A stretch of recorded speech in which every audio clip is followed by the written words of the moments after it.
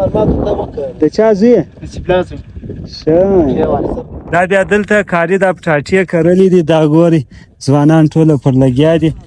یاره سږ کال خو ښه دې ګزاره کوي، سږ کال یې لړمه کړې ده فروش. راوړه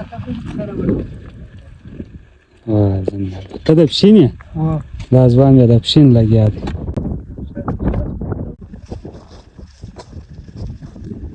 دا بیا دلته کاري دا پټاټې کرلې دي دا ګورئ ځوانان ټوله پر لګیا دي.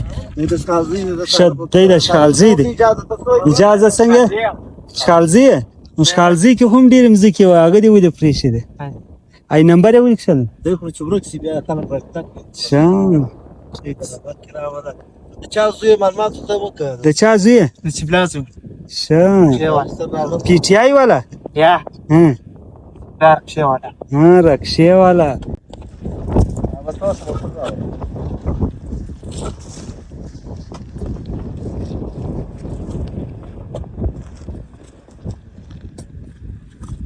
ای پټاټې څنګه دي؟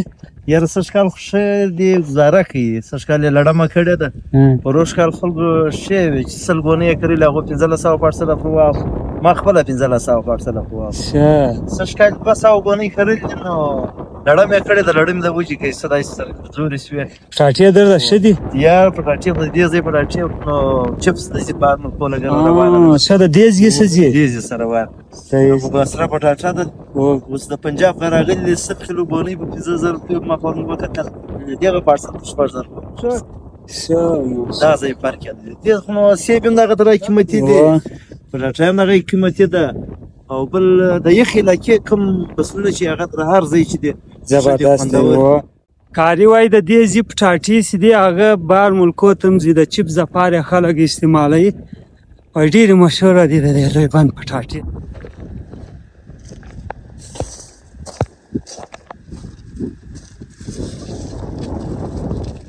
دا کاري دا دلته ګوره د هندوانو پالیز لګولی دی. دا هندوانې د اوسپنې سیزن ختم شول او دا ورته ګورې په دې هندوانو کې نوي د درختو نالان هم لګولي دي.